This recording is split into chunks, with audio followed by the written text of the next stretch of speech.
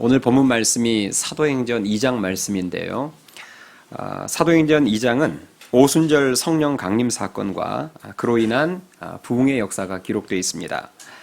부활하신 예수님께서는 하늘로 승천하시면서 제자들에게 성령의 능력이 임할 때까지 이 예루살렘 성에서 머무르라 이렇게 말씀하셨고, 이에 120여 명의 제자들은 마가다락방에 모여서 10여일을 기도하다가 예수님 약속하신 성령의 능력을 받습니다. 성령의 능력이 임하자 예수님의 수석 제자인 베드로가 오순절을 지키기 위해 예루살렘으로 각처에서 모여든 그 수많은 유대인들을 향해서 담대하게 하나님의 말씀을 전하는데요. 그 설교의 내용이 사도행전 2장에 나옵니다. 베드로의 설교는 철저히 예수님이 그리스도이심을 증거하는 내용이었습니다. 예수님께서 바로 구약 그 수많은 선지자들이 예언했던 메시아라는 거죠. 여러분, 이런 것이 바로 진정한 성령의 역사입니다. 성령의 역사는 절대 나 자신을 높이거나 나 자신을 증거하지 않습니다. 오직 예수님만 높이고 예수님만을 증거하게 합니다. 또 진정한 성령의 역사는 신비한 영적 현상에 집중하지 않습니다. 베드로를 비롯해서 이 오순절 성령 강림 사건을 체험했던 예수님의 제자들은 사실 오순절 성령 강림 사건을 통해서 신비한 영적 체험을 했습니다. 그런데 베드로가 사람들에게 외치는 그 말씀의 내용을 보면 그런 영적 체험을 조금도 소개하고 있지 않습니다. 오직 예수님만을 증거해요. 예수님은 증거하지 않으면서 늘 입만 열면 신비한 영적 체험만을 말하면서 은근히 자신을 자랑하는 것도 진정한 성령의 역사라 보기가 어렵습니다. 그러므로 우리는 성령의 능력을 사모하되 하나님께서 성령의 능력을 부어주시고 어떤 영적인 은사와 체험을 주시면 그것을 가지고 더 예수님을 힘써 증거하고 예수님을 높이는 크리스천들이 될 수 있기를 주님의 이름으로 축원합니다. 자, 오늘 이 시간에 살펴볼 내용은 베드로의 설교 직후에 나타난 성령의 역사들, 이 베드로의 설교 직후에 이 초대교회에 나타난 성령의 역사들을 좀 살펴보도록 하겠습니다. 자, 성령의 능력에 사로잡힌 베드로가 예수님에 관한 말씀을 전하기 시작하자 그 말씀을 받는 역사가 일어나는데요. 자, 41절 말씀을 보겠습니다. 41절 말씀에 보시면, 자, 그 말을 받은 사람들은 세례를 받음에 이날에 신도의 수가 3,000이나 더하더라 이렇게 나와 있습니다. 자, 베드로가 말씀을 전할 때 그 말씀을 뭐한 사람이요? 받은 사람이 3,000명이었다는 거죠. 우리는 대개 이런 본문을 볼 때 3,000명이라는 숫자를 주목합니다. 그러나 한 가지 놓치지 않아야 될 것은 이 3,000명 외에, 말씀을 받은 3,000명 외에 베드로가 전한 생명의 말씀을 듣고도 말씀을 받지 않은 사람들도 많았다는 것을 놓치면 안 됩니다.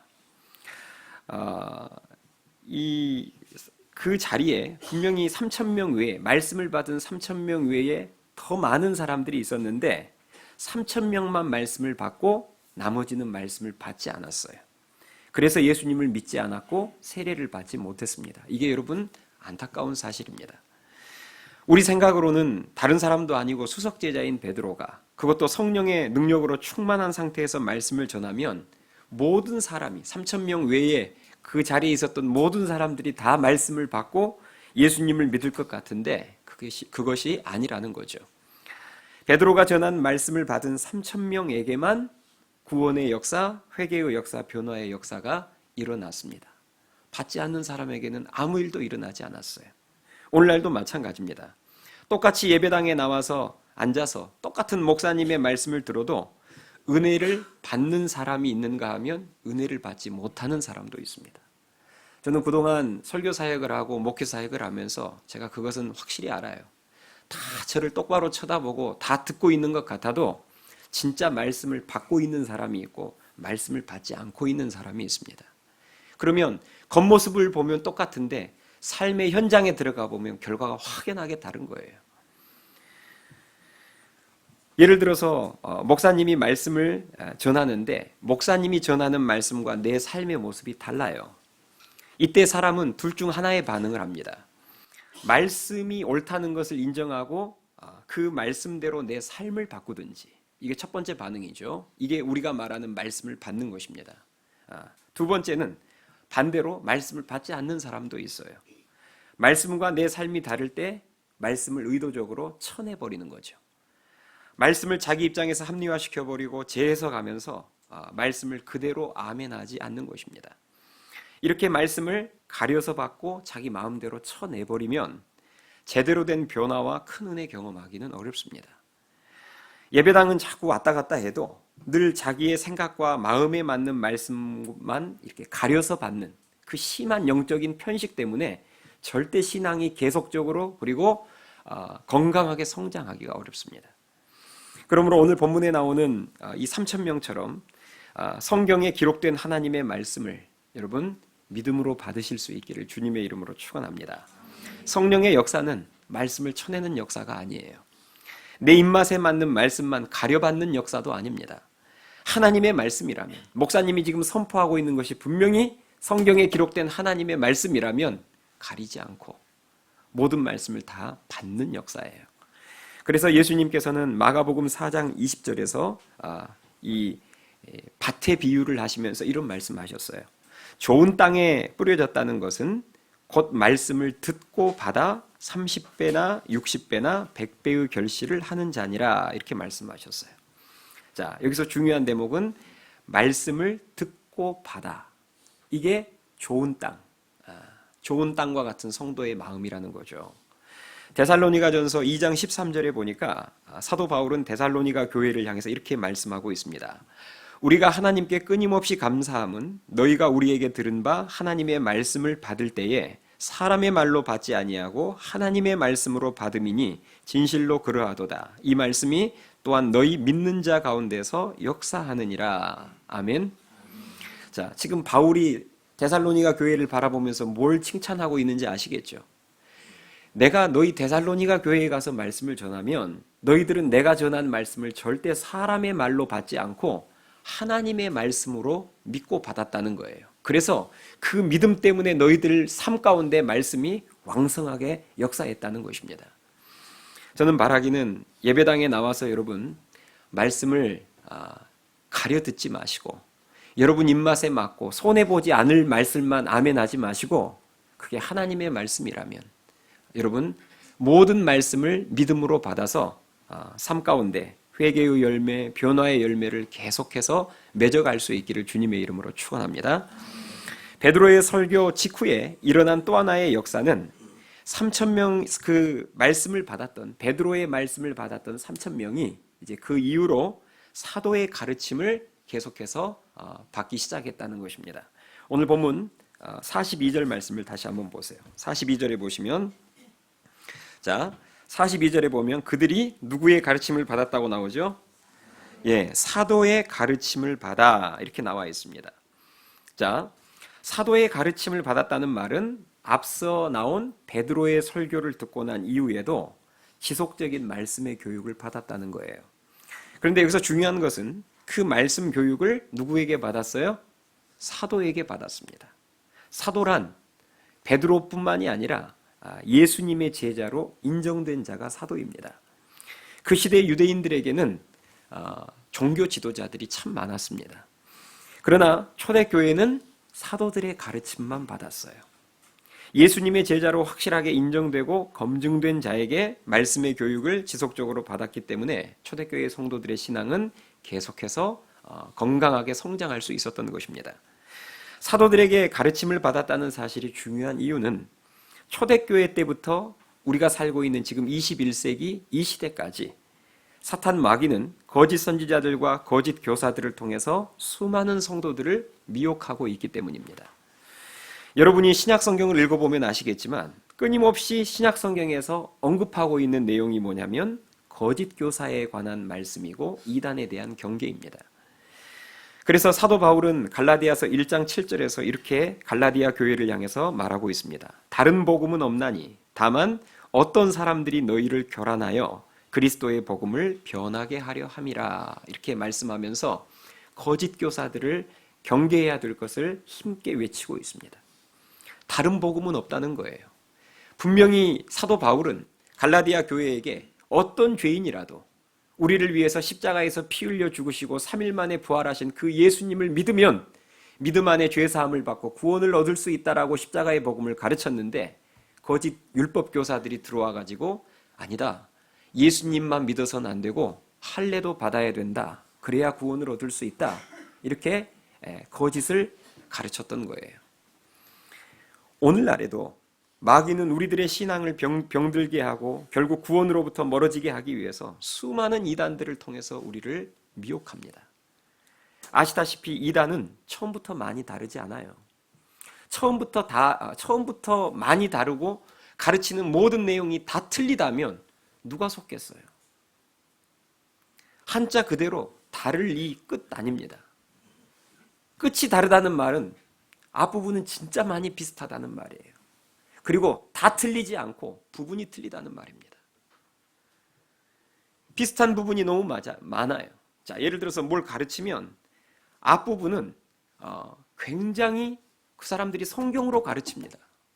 다른 걸 가져와서 가르친 게 아니라 성경을 가르쳐요. 성경을 말해요.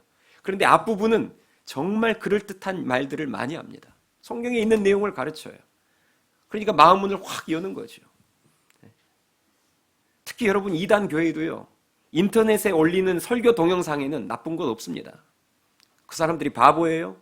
진짜 나쁜 내용을 인터넷 설교 동영상으로 올리지 않죠. 그래서 분명히 들어보면 성경 말씀을 말하고 있고 부분 맞는 내용이 나와요. 문제는 중간중간에 독소를 섞어 놓는 것입니다.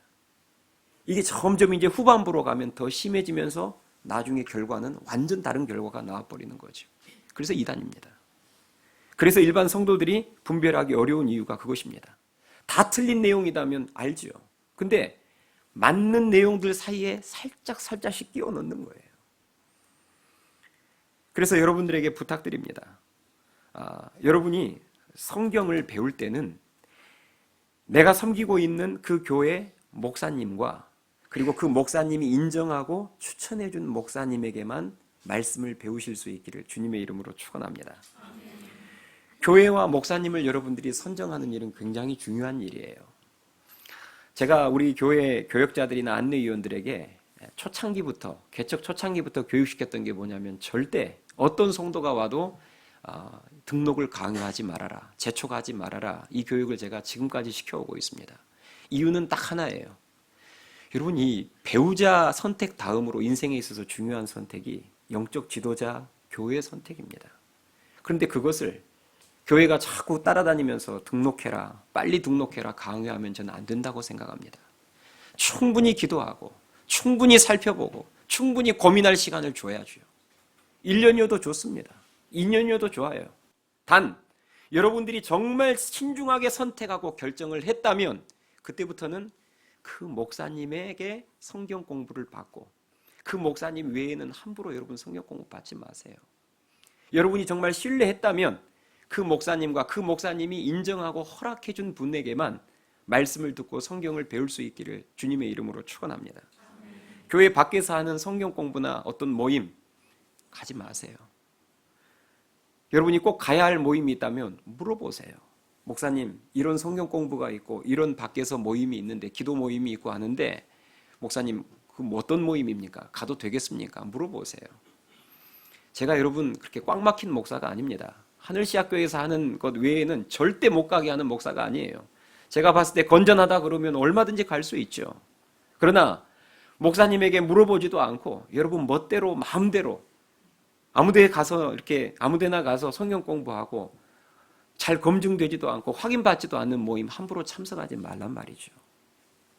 왜냐하면 아까 말씀드렸던 것처럼 여러분이 생각하는 것보다 훨씬 마귀는 이단들을 통해서 우리를 미혹하려고 하고 틈틈이 엿보고 있습니다. 또 어떤 교회 밖에서 하는 그 모임 자체는 가르치는 내용은 문제가 없다 할지라도 교회 밖에서 하는 그 모임에 이단들이 침투해서 거기에서 개인 접촉을 해서 데리고 가는 경우도 많습니다. 그래서 교회 밖에서 하는 성경 공부나 모임은 항상 위험해요. 그리고 특별히 요즘처럼 인터넷을 통해서 수많은 설교 동영상을 접할 수 있는 시대일수록 더 조심해야 되고 더 큰 분별력이 있어야 합니다. 여러분이 마트 가서 먹거리 살 때 그냥 안 사잖아요. 우리 주부들 꼼꼼하게 나름 확인해서 그래서 안심이 되면 사지 않습니까? 어느 회사에서 만든 제품인지, 식재료 원산지가 어디인지, 유통기한은 언제까지인지, 혹시 몸에 해로운 성분이 들어가 있지 않는지 성분까지 다 확인하는 사람들도 있잖아요. 왜 이런 것을 꼼꼼히 살피죠? 먹는 것이 내 건강과 직결되기 때문입니다. 영적으로도 마찬가지예요.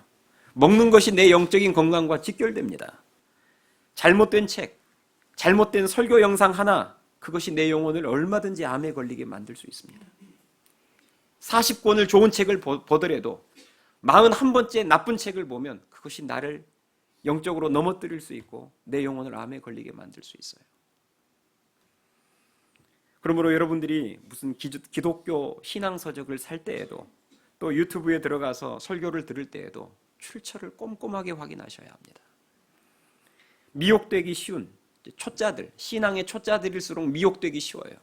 이런 사람들은 책을 고를 때에도 유튜브에 들어가서 영상을 볼 때에도 뭘 보고 고르냐면 제목 보고 고릅니다. 제목만 보고 고르는 거예요. 그 다음 조회수 좀 보고. 그러니까 초짜죠. 고수는 그런 거 안 봅니다. 여러분 어떤 분야든요. 여러분 책 좀 보시는 분들, 문학을 사랑하시는 분들은 공감할 거예요. 책을 고를 때 뭐가 제일 중요합니까? 저자가 제일 중요합니다. 무슨 제목이 중요해요? 제목은 자극적이고 사람들 눈길을 끌만한 제목 얼마든지 삼류 작가도 지어낼 수 있습니다.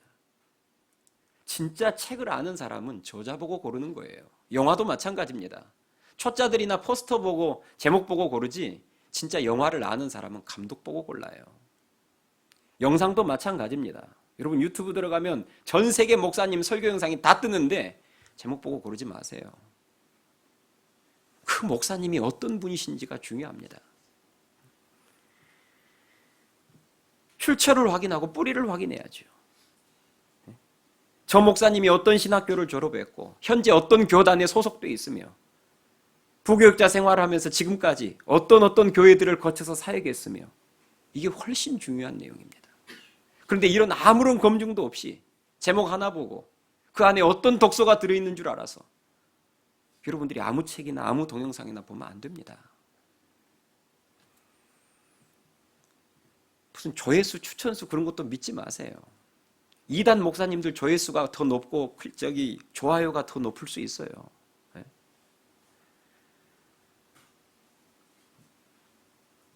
성도들은 사실 잘 모릅니다. 어느 교단에 속해 있는 게 좋은 건지 또 어떤 교회에 거쳐서 알아도 사실 목회자보다는 더 잘 모르죠. 그래서 목사님이나 교육자들에게 물어보세요. 제가 이런 책 지금 혹시 사서 볼까 하는데 이 책을 쓴 목사님 신뢰할 만한 분입니까? 제가 인터넷에서 이 목사님 설교 영상을 들으려고 하는데 목사님 제가 좀 들어도 되겠습니까? 물어보세요. 그런 거 답해주라고 제가 있는 거예요. 저한테 직접 물어보기 좀 뭐하면 구역장님들에게 물어보세요. 구역장님들한테 말하면 저한테 다 올라옵니다. 그럼 제가 구역장님들 통해서 다시 답을 드릴게요. 예, 그 목사님 설교 동영상은 봐도 참 신앙에 유익하고 좋습니다. 그분은 안 됩니다. 제가 답을 줄 거예요.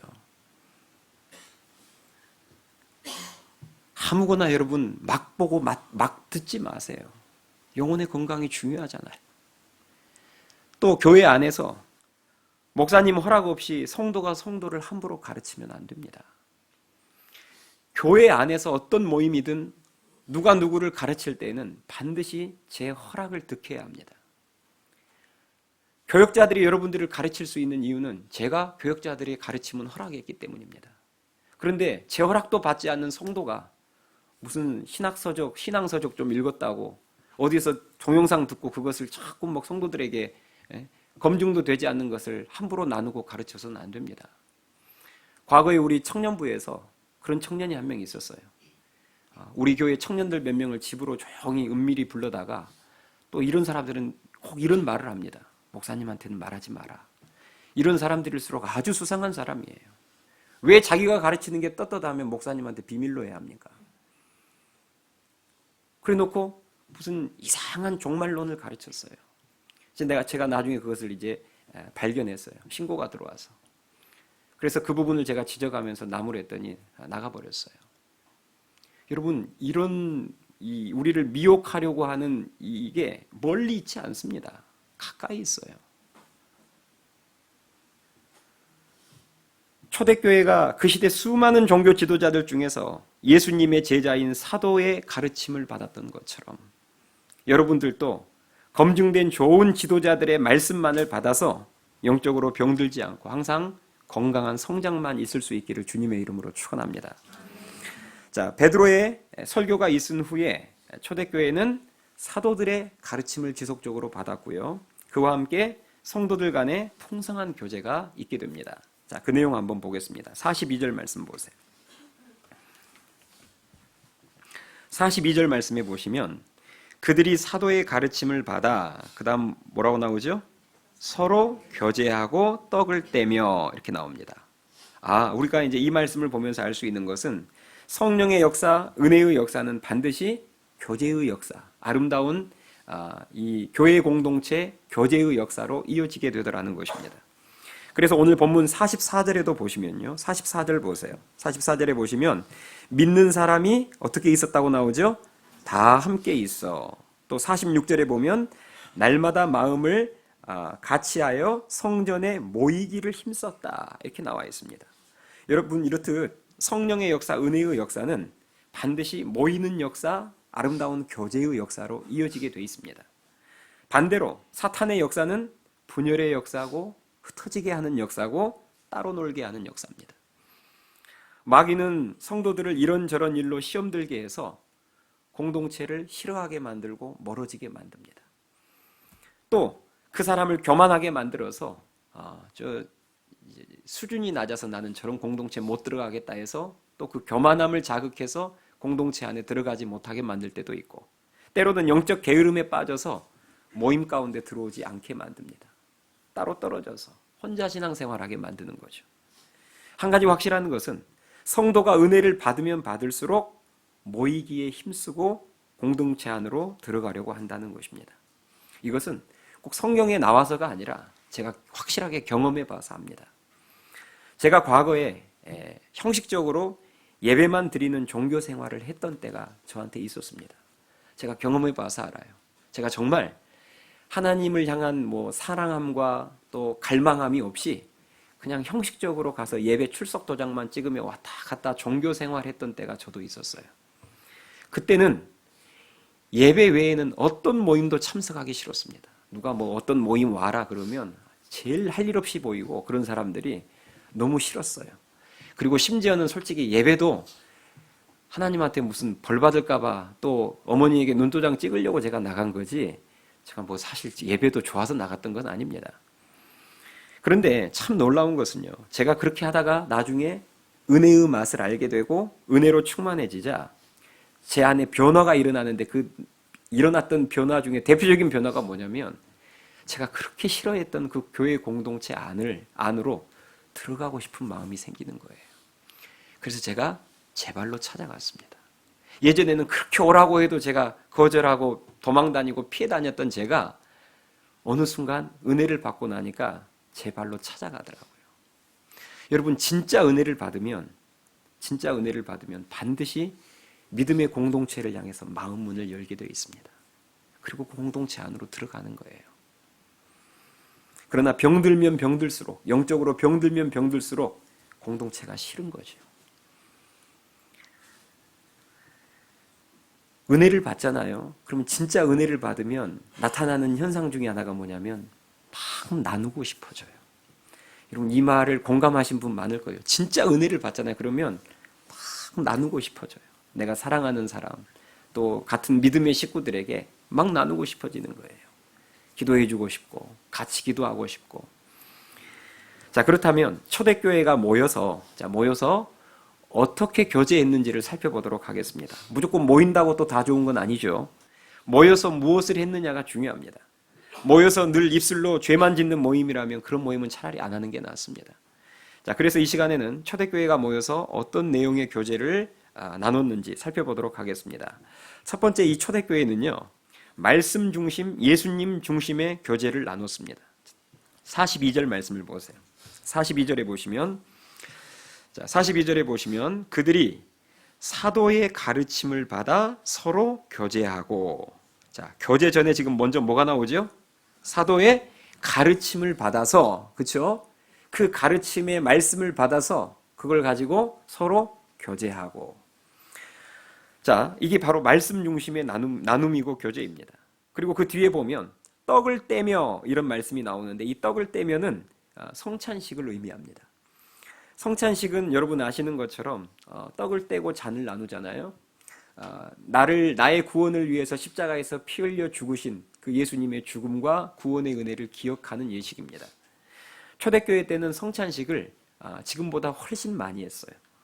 성찬식을 통해서 늘 예수님의 구원의 은혜를 기억하며 그 은혜를 나누고 늘 새롭게 했다는 것입니다. 이처럼 초대교회의 교제 중심에는 항상 사도들의 가르침, 즉 말씀이 있었고, 떡을 떼는 성찬, 다시 말해서 예수님이 교제와 나눔의 중심이었다는 거죠. 모여서, 초대교회 성도들이 함께 모여서 요즘 유행하는 드라마나 영화 이야기 한 것이 아닙니다. 최근에 뜨는 맛집 정보 나눈 게 아니에요. 모여서 이런저런 세상 이야기만 하다 흩어졌던 것이 아니라, 모여서 처음부터 끝까지 자녀 이야기만 하다가 돌아갔던 것이 아니라, 그들은 말씀을 나눴습니다. 사도들이 가르쳐준 말씀을 나눴고 예수님이 주신 은혜를 나눴어요. 그래서 말씀 공동체였다는 거죠. 그래서 온전히 하나 될 수 있었던 것입니다. 우리는 주 안에서만 하나 될 수 있는 존재라는 것을 잊어서는 안 돼요. 여러분, 우리는요, 하나 되지 못한 게 정상입니다. 어떻게 우리가 하나 됩니까? 성별이 다르고 출신이 다르고 교육 정도도 다르고 서로의 취향과 개성이 다 다르고, 그리고 다 한 성깔 하잖아요. 솔직히 예배 나와서 여러분 옷 차려입고 얌전하게 다들 천사처럼 앉아있어서 그러지 다 한 성깔 하는 분들입니다. 어떻게 우리가 하나 돼요? 하나 되는 게 이상한 거죠. 그런데 우리들이 하나 될 수 있는 유일한 공통 분모가 하나 있으니 그것이 바로 예수 그리스도임을 믿으실 수 있기 바랍니다. 여러분, 예수 그리스도 안에서는 우리는 하나 될 수 있어요. 왜요? 예수 그리스도 앞에서 우리는 똑같은 죄인입니다. 예수 그리스도 안에서는 우리는 똑같은 하나님의 자녀입니다. 그리고 예수 그리스도 안에서는 그분의 말씀만이 유일한 인생의 정답이고 진리임을 모두가 인정하고 고백합니다. 아멘 하시죠? 그래서 교회는 철저하게 교제하고 모임하고 나눔을 할 때 말씀 중심, 예수님 중심이 돼야 돼요. 근데 이걸 놓쳐버리고 사탄 마귀가 우리를 유혹하는 대로 만약에 모일 때마다 세상 이야기가 주제가 되고 이 모임과 나눔의 주제가 되면, 그러면 이제 자꾸 안 좋은 방향으로 흘러가 버리는 거죠. 나뉘게 되는 겁니다. 여러분에게 부탁드려요. 기관에서, 구역에서 여러분 모임을 가질 때 철저하게 말씀과 은혜 중심의 모임이 돼야지, 모여가지고 자꾸 세상 일들을 주제로 꺼낸다든지 아니면 문제 중심의 나눔이 되면 안 됩니다. 제가 이제 우리 구역장들이나 우리 교회 리더들을 이렇게 훈련시킬 때, 모임을 가질 때마다 제가 항상 먼저 뭘로 시작하냐면, 지난 한 주간 동안에 받았던 은혜나 응답 혹은 하나님이 주신 귀한 깨달음이 있으면 나눠보세요. 제가 이렇게 대부분의 모임을 시작합니다. 제가 이렇게 시작할 때는 의도가 있어요. 왜 이렇게 시작할까요? 문제부터 나누지 못하게 하기 위해서입니다. 성도들이 이렇게 모여서요, 기도 제목을 나눈다는 그런 명분 하에 모이자마자 서로 돌아가면서 문제를 다 나누잖아요. 기도 제목이 다 문제 아닙니까? 그러면 1시간 내내 문제 나누잖아요. 그러면 목사인 저도요, 1시간 내내 문제들만 다 듣고 있으면 어떤 생각이 드냐면, 하나님 안 계신 것 같아요. 하나님 파업하신 것 같아요. 이게 뭐예요 도대체? 이 가정도 문제, 나도 문제, 다 문제. 여러분 생각해 보세요. 문제 없는 가정 없지만 은혜 없는 성도의 가정도 없습니다. 문제의 요소와 은혜의 요소는 항상 공존합니다. 그래서 제가 일부러 리더들 만나면 제일 먼저 우리 문제 보지 말고 지난 한 주간 동안 하나님이 나에게 베푸신 그 은혜와 응답 찾아내서 그건 나누자 그래요. 참 신기한 것은요, 우리가 그 은혜와 응답, 하나님이 주신 귀한 깨달음, 문제는 있어요. 그러나 일단 문제는 제쳐놓고 그 은혜들을 나누다 보면 우리의 마음이 풍성해져요.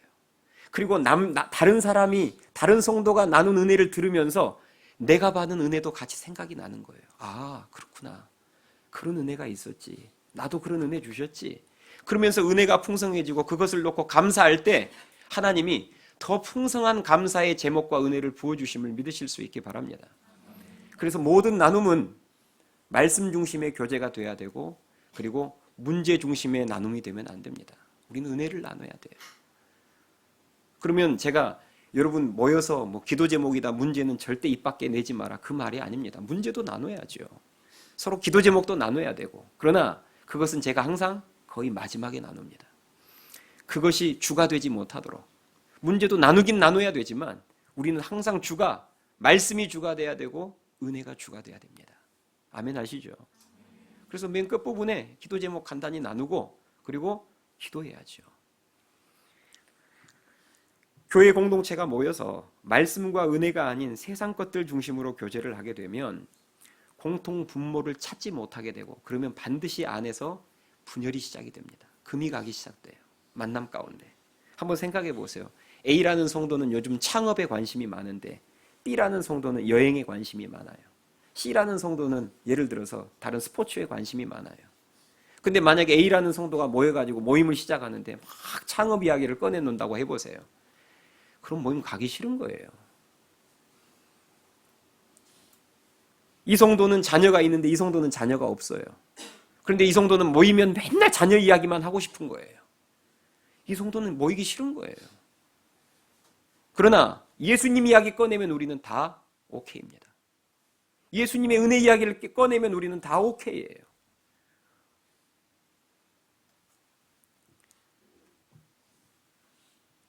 여러분 부탁드립니다.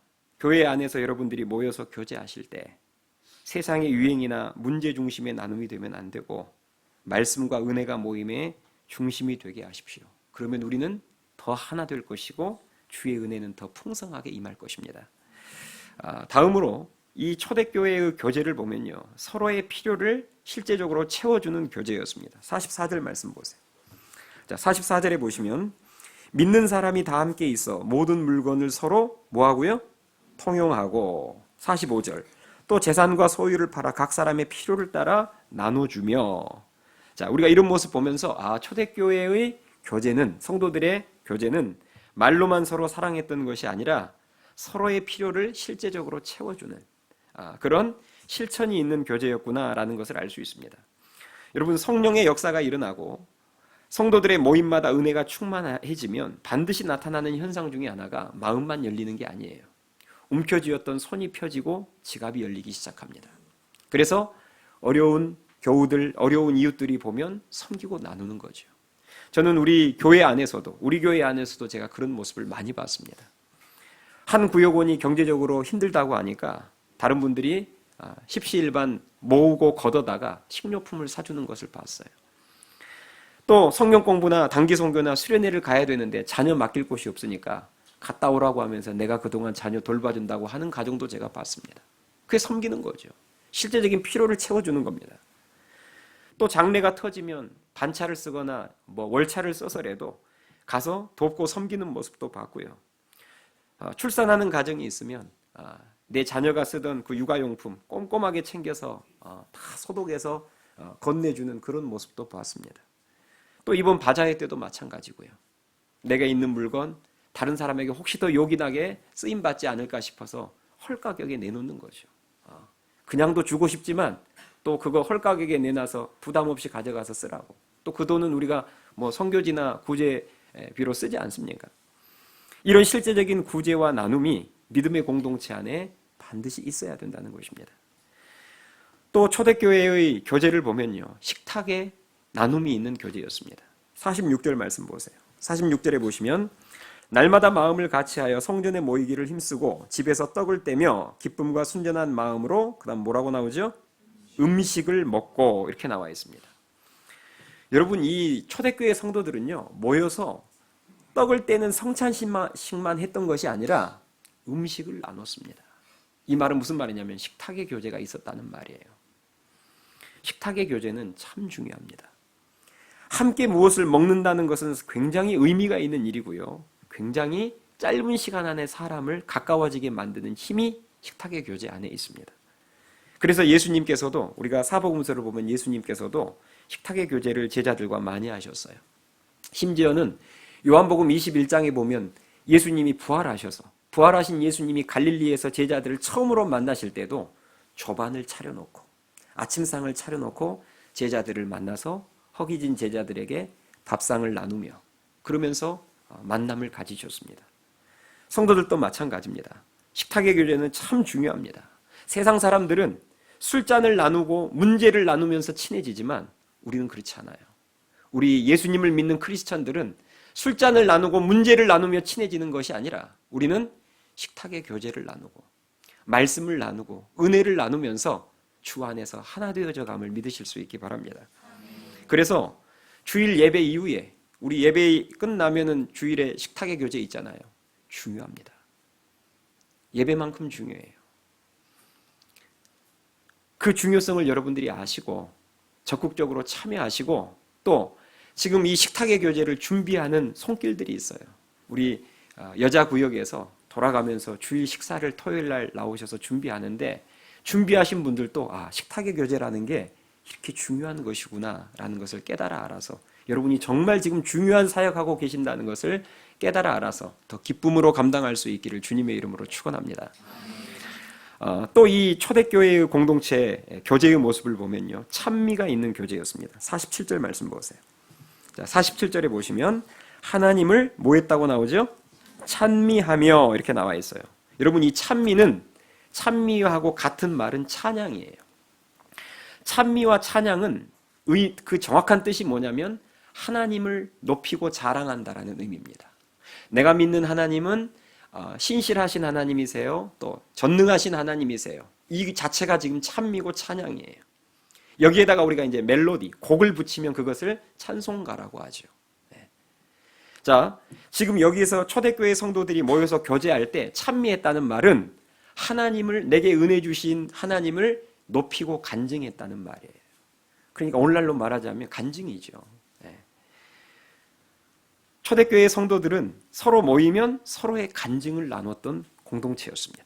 우리도 마찬가지입니다. 성도들은 나누면 간증 나눠야 돼요. 간증. 하나님이 내 삶 가운데서 어떤 일을 행하시고 어떤 은혜를 베푸셨는지 간증해야 돼요. 여러분, 거창한 간증만 나누려고 하지 마세요. 이렇게 뭐 간증 집회 돌아다니면서 어떤 큰 간증들만 간증이라고 생각하지 마시고 삶의 아주 작은 소소한 간증들을 나누세요. 그래서 그 작은 것들을 서로 나누고 기뻐하고 감사하면 그 작은 간증이 점점 커지게 됨을 믿으실 수 있기 바랍니다. 그리고 간증할 때는 조심해야 돼요. 뭘 조심해야 되냐면 간증의 핵심은 뭔 줄 아세요? 결국 하나님을 자랑하고 하나님을 높이는 거예요. 그러니까 무슨 말이냐면 나에 대한 간증, 내 배우자에 대한 간증, 내 자녀에 대한 간증을 해도 결국 결론은 어떻게 나야 되냐면 나와 또 혹은 내 가족들을 이렇게 아름답게 변화시키고 성장시킨 하나님이 정말 대단하신 분입니다. 결론이 이렇게 나야 돼요. 그런데 이제 어떤 간증은 들어보면 분명히 간증이라고 하는데 가만히 들어보면 자식 자랑하고 있고 자기 자랑하고 있는 게 있어요. 그건 간증 아닙니다. 형태는 간증을 띠고 있는데 가만히 들어보면 결국 하나님을 높인 게 아니라 자기 가족 자랑하고 있거나 자기 자랑하고 있는 경우들이 있습니다. 그래서 간증은 굉장히 조심해야 되고 잘해야 됩니다. 또 마지막으로 이 초대교회 공동체는 교제를 나눌 때 기도 중심의 교제를 했습니다. 자, 보세요. 42절 한번 보실래요? 자, 42절 끝부분 보세요. 42절 끝부분 보시면 떡을 떼며 오로지 뭐 하기를 힘썼다고요? 기도하기를 힘쓰니라 이렇게 나와 있어요. 성도들의 모임에서 기도가 빠지면 안 됩니다. 이 초대교회 신앙의 공동체 교제의 핵심 중에 하나가 기도였어요. 모임은 기도하는 거예요.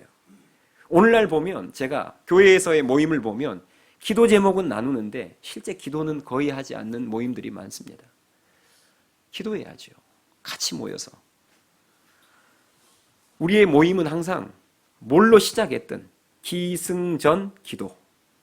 우리의 결론은 항상 기도예요. 자, 우리가 이렇게 주 안에서 하나님이 기뻐하시는 아름다운 교제를 교회 공동체가 이런 하나님이 인정하시는 아름다운 교제를 나누면 어떤 일이 벌어지느냐? 47절을 읽고 오늘 말씀을 맺겠습니다. 47절 우리 한 목소리로 같이 읽겠습니다. 시작. 하나님을 찬미하며 또 온 백성에게 칭송을 받으니 주께서 구원받는 사람을 날마다 더하게 하시니라. 아멘. 예. 잘 보세요.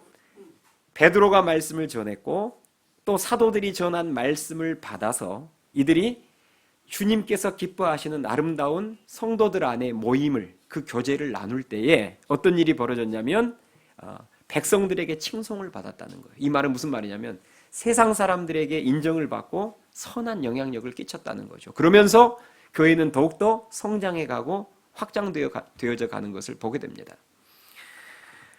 교회는, 이런 아름다운 교회는 목사 혼자 만들어가는 게 아닙니다. 오늘 성경 말씀처럼 제가 여러분들에게 하나님의 말씀을 전하면 여러분들은 믿음으로 그 말씀을 받아서 그 말씀을 혼자만 가지고 있지 마시고 믿음의 공동체 안에 들어가서 그 말씀을 서로 나누시고, 말씀 중심의 교제지요. 그리고 내 삶 가운데 예수님이 행하신 그 일들을 고백하면서 간증하면서 예수님을 함께 높이고, 그리고 음식을 함께 먹으면서 서로 필요를 채워주고 돕고 서로 기도해주며 그 응답이 끊이지 않는 모임을 만들어 가셔야 합니다. 그럴 때 교회는 세상 안에서 더 힘있게 선한 영향력을 발휘하고 그런 교회들의 생명력은 멈추지 않고 계속해서 하나님의 왕성한 은혜 안에서 성장해 가는 것입니다. 저는 바라기는 이 아름다운 하나님의 역사의 주역으로 저를 포함한 우리 모든 성도들이 예외 없이 쓰임 받을 수 있기를 주님의 이름으로 축원합니다. 찬양하시겠습니다.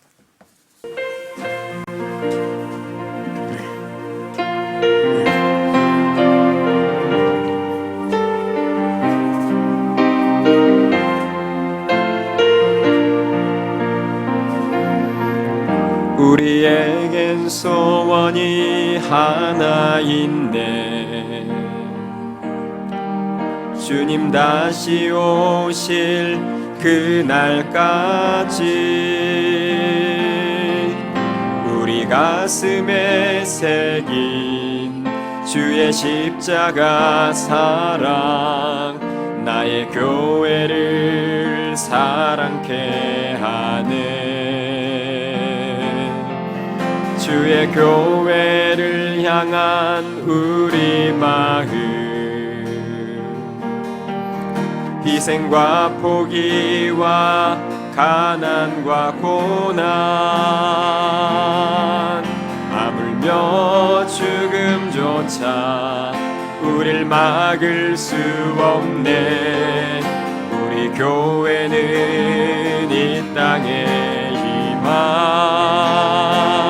교회를 교회 되게, 예배 되게 우릴 사용하소서. 진정한 부흥의 날 오늘 임하도록 우릴 사용하소서. 처음부터 다시 고백합니다. 우리에겐 소원이 하나 있네. 주님 다시 오실 그날까지, 다시 오실 그날까지 우리 가슴에 새긴 주의 십자가 사랑, 나의 교회를 사랑케 하네. 주의 교회를 향한 우리 마음, 그 마음이 여러분 어떤 마음입니까? 희생과 포기와 가난과 고난, 가난과 고난, 하물며 죽음조차 우릴 막을 수 없네. 우리 교회는 이 땅의 희망, 교회를 교회 되게, 교회를 교회 되게, 예배 되게 우리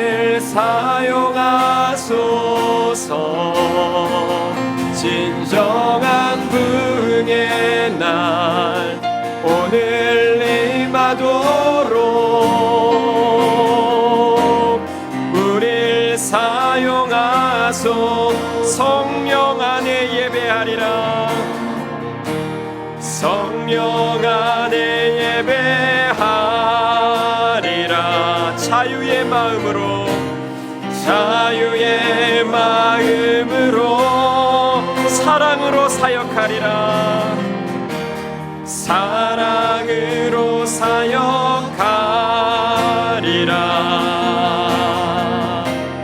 교회는 생명이니 교회를 교회되게 예배를 예배되게 우릴 사용하소서. 진정한 부흥의 날 오늘 임하도록 우릴 사용하소서.